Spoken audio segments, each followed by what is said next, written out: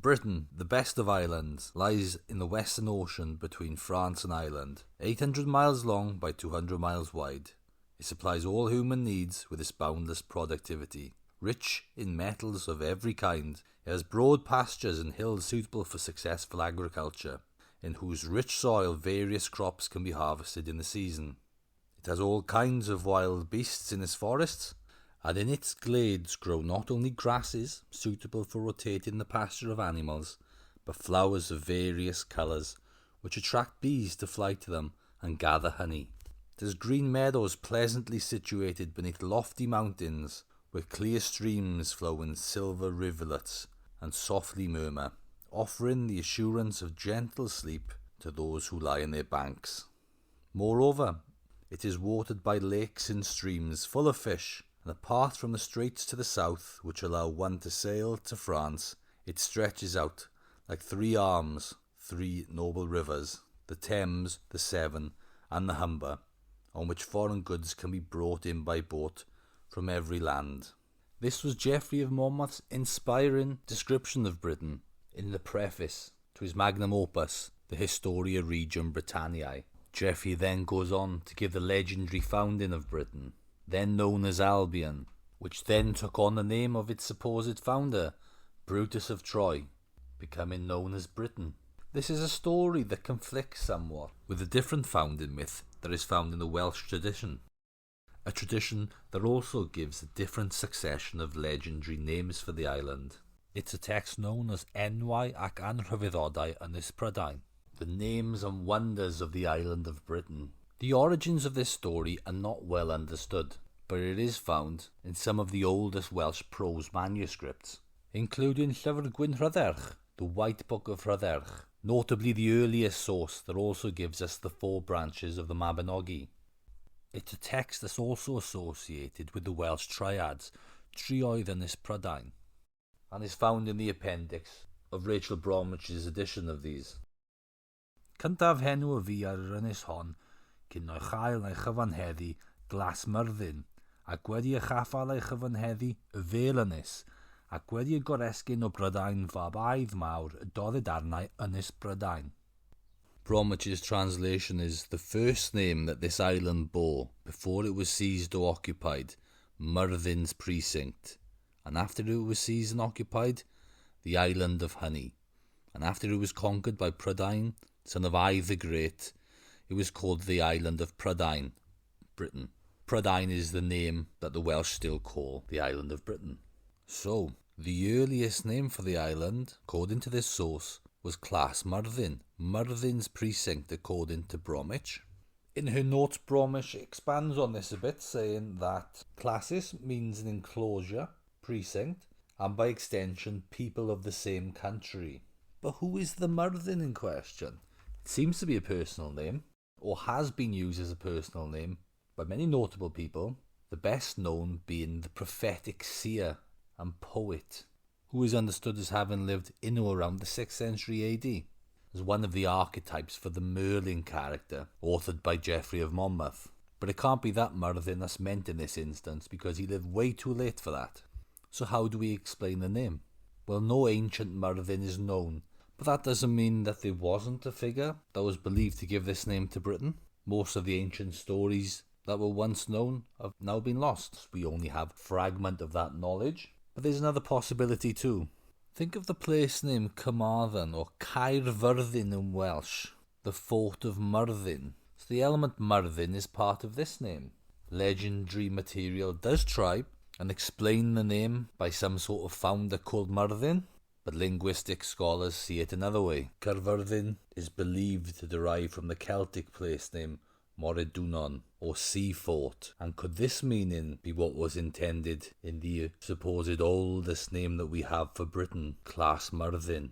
Could it mean something like countryman of the sea fort? It is an explanation that makes sense to me, at least. Think about how in even relatively modern times, Britain's geographic position as an island has helped it stave off invasion. Is it not sometimes still referred to as an island fortress? So, according to Enwau ac Anrhyfeddodau Ynys Prydain, The next name for Britain was a Vale Ynys, the honey island. Male means honey. Now, to me, this recalls some of the descriptions of Britain by Geoffrey of Monmouth. Geoffrey made out that Britain was some sort of paradise, and its abundance of honey was part of this image. To me, it also recalls the biblical descriptions of the Promised Land. That was a land of milk and honey, and that conjures up a similar sort of paradise-like idea. I think that there's also possible other symbolic value here too for honey. Honey is also a key ingredient of mead, a drink that's very important in early Welsh sources, symbolising the heroic ideal.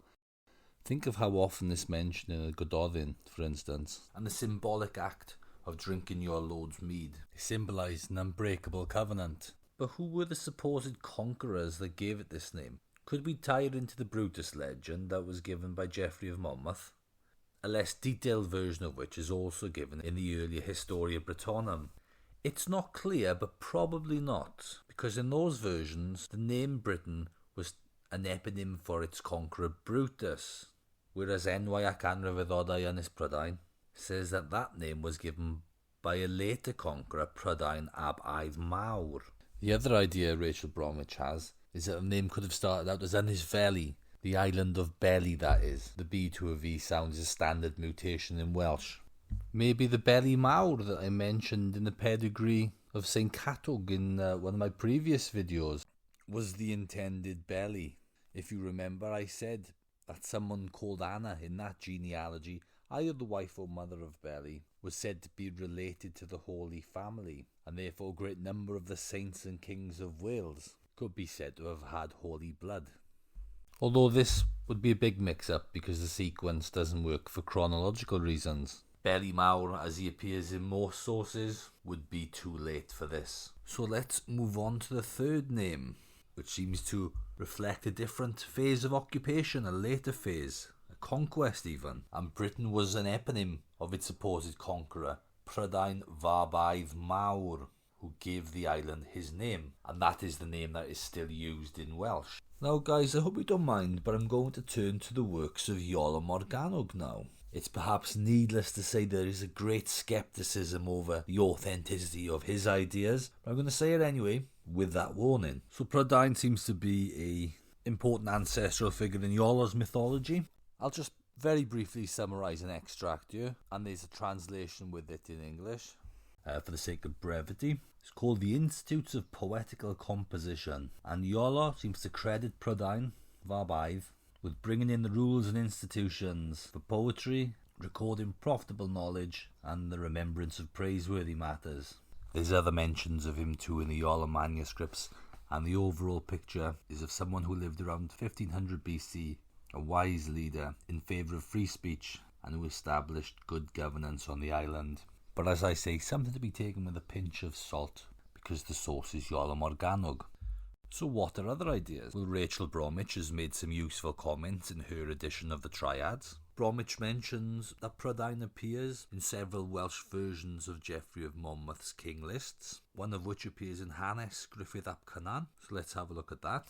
This is a genealogy that seems to have been influenced by the Historia Regum Britanniae, but also keeps some aspects of the earlier tradition too.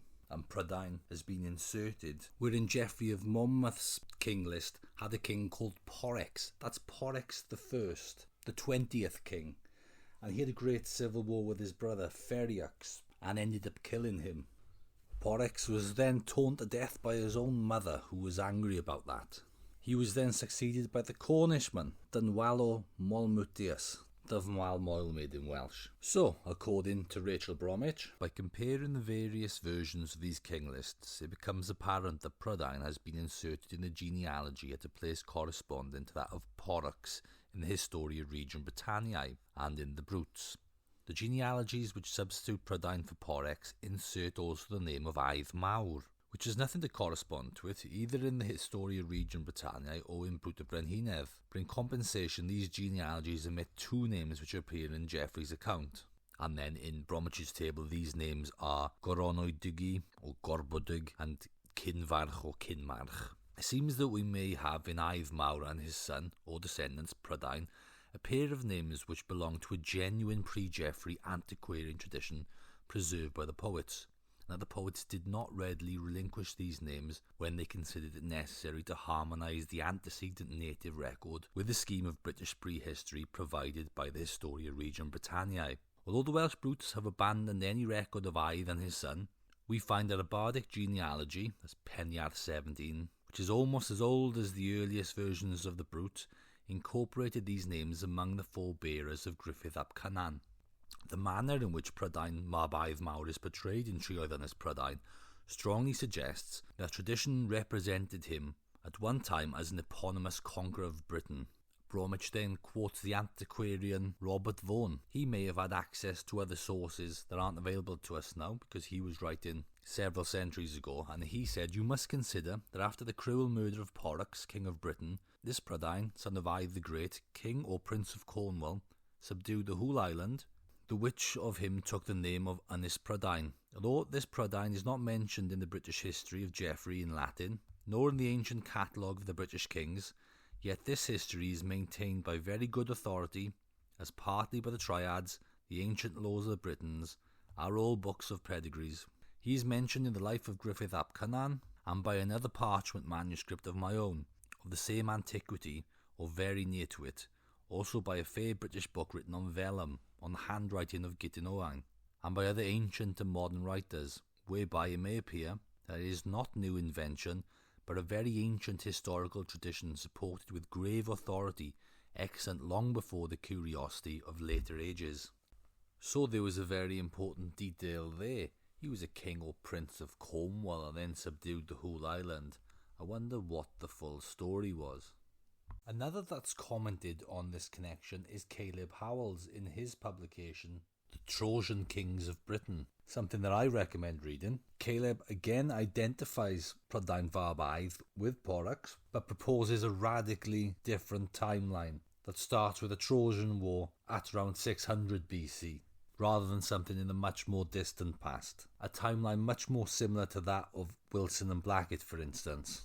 Caleb has actually kindly given me a comment, and he says, since Prydain appears in Hanes Gruffydd ap Cynan genealogy quite a few generations after Brutus, he identifies him with one of the successors of Brutus in the Historia Regum Britanniae. After getting rid of the excess generations in Geoffrey's list, Caleb believes that the figure who best fits is Porrex.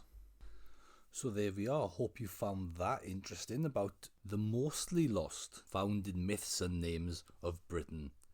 Now I have to say that this episode was influenced by the recent live video by Esoteric Explorer called The History CV of Britain, and he had a discussion with John Hart, and in that they discussed some other names. So I'll just give my opinion on some of these as well. Now these are actually attested names for Britain, so they don't have the kind of more dubious legendary status of what I've just been talking about. One of the names is Albion, and Albion is the earliest attested name for the island of Britain. It was a name that was already obsolete by the 1st century AD when Pliny wrote his natural history. There's good evidence that it was learned by the Greeks in either the 6th or the 5th century BC. Bede writing in the 7th century and Geoffrey of Monmouth writing later, they describe Albion as a former name of Britain. The Welsh version of Geoffrey's text, known as Brut Brenhinedd, they try to give an explanation of the name. It's translated as Wen Ynys, the White Island, but it's actually probably related to the Old Welsh word Elbyd, which is Elfydd in modern Welsh. I mean something like world, earth, land, country, something like that. But this in itself is thought to derive from the Celtic albo for white.